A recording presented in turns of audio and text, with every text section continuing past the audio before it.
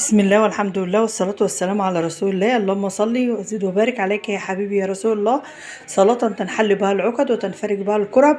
ازيكم يا جماعة، عاملين ايه؟ النهاردة ان شاء الله احنا هنعمل حاجة حلوة مع بعض وتحلية جميلة وسهلة. التحلية بتاعتنا عبارة عن ايه؟ هنعمل رز بلبن كريمي جميل. المقادير بتاعتنا، اول حاجة نصلي على الرسول وندخل على المقادير عليه افضل الصلاة والسلام. معايا لبن، دول معلقتين 2 رز كبار، معلقتين او 3 يا جماعه. دي مهلبيه بتاع فانيليا، دي فانيليا، ده سكر، ده نشا. الاضافات اللي احنا بنحطها ولو انت حابه تحطيها، دي الاساس بتاع اي رز بلبن في الدنيا. ماشي، اللبن، الرز، النشا، ماده رابطه، بنحط معلقتين بس بنربط، انما هو اصلا الرز بيبقى فيه نشا. احنا ما بنضيفش النشا دي الا في الاخر. لو انت زودت ميه، لو زودنا، لو على فكره لو احنا حطينا النسب دي هو هيربط، مش هيحتاج نشا. انما لو انا زودت على اللبن، حطيت مثلا كوبايه ميه، بنحط بقى النشا دي كماده رابطه، لان انا زودت عن العيار المطلوب. فالمقادير بتاعتي لبن، دي الاساس، رز، فانيليا، سكر، نشا. الاضافات بتاعتنا بقى، بتحط جوز هند في اللبن، وانا حطيته قبل كده معاكم. بتغلفي قلب اللبن، بيدي ريحه جميله. انتوا عارفين جوز الهند لها ريحه، الزيت بتاع جوز الهند ريحته بتبقى جميله ازاي. هو نفس الطريقه، بس انا بدها هعمله ساده لان ما عنديش الحاجات دي. فانا هعمل العادي اللي احنا اتربينا عليه، كان جميل وزي الفل. هنعمله النهارده، خليكم معانا. ويا ريت اللي ما اشتركش في قناتنا يشترك وفعل زر الجرس يوصله كل جديد باذن الله. يلا بينا. بدأنا بالمقادير، نخش على التحضير. حبايب قلبي، دلوقتي على ما الميه اللي انا ضفتها تغلي والرز يستوي كده ويبقى يزيد، هقف ساكته لا. ننزل النشا، ميه بسيطه كده، احط فيهم ايه شويه نشا وايه، وبمضرب كده، واقلب اقلب لحد التكتلات دي ايه ما نضيعها كده.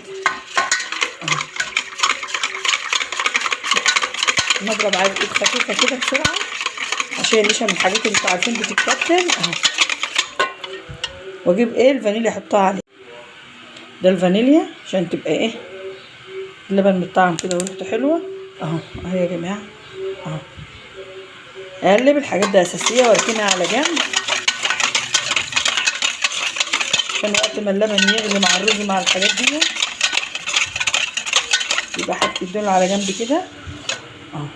دلوقتي احنا هنروح بقى على البوتاجاز نضيف بقيه الماء كده. حبايبي، احنا رحنا على البوتاجاز، غسلت معلقتين الرز كويس جدا وحطينا في حله واسعه، لقيت تحسبا ان ممكن يفور. انتوا عارفين مع غليان الرز بقى يعمل نشا وبقى يفور، فعشان ما يبقاش على البوتاجاز بحطه في حله واسعه احسن كده. نضيف الميه وعلي بقى البوتاجاز، لان انا حاطه في حله واسعه فما قلاش.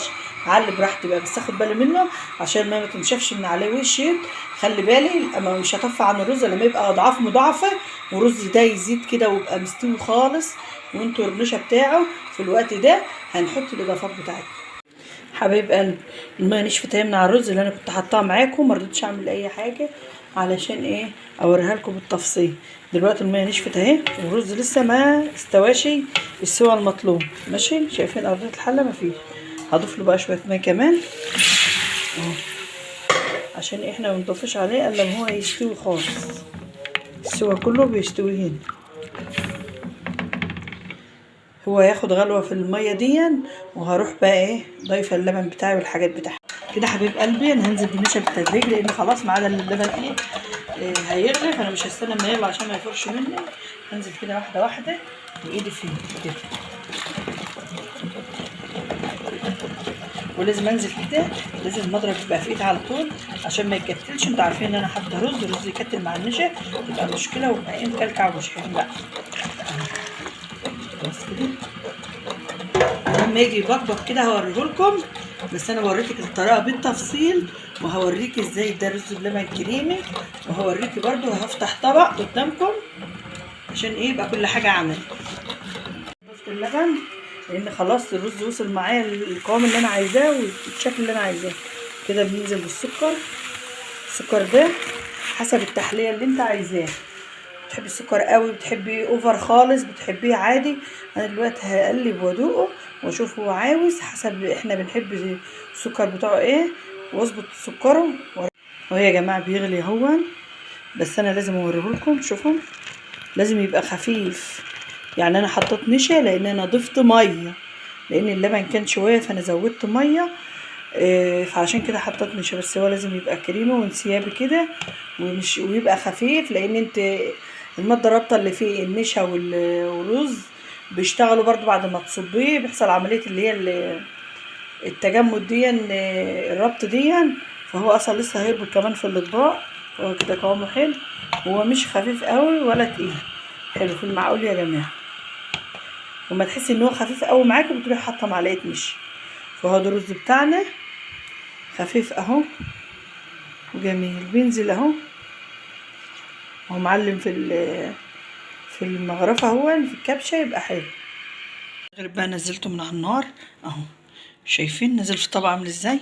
لازم يبقى خفيف كده يا حبيبتي، عشان ايه ما تعملوش تقيل ويبقى عامل زي المصطبه تقيل كده، يبقى ملوش طعم ولا له لازمه اصلا. اهو شايفين نزل في طبق ازاي اهو.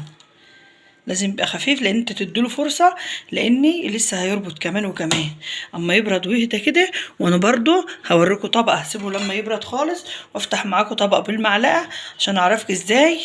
انا قلت لك هعمل لك رز بلبن كريمي وهو كريمي. انا هغرب بقى يا حبايبي واستنى اما يهدى والبخار ده يروح خالص، عشان اثبت لك بالدليل ان احنا عملنا انجح شويه رز بلبن. حبيب قلبي هو ده الرز بلبن بعد ما برد اهو، شايفين كرمشه والجمال.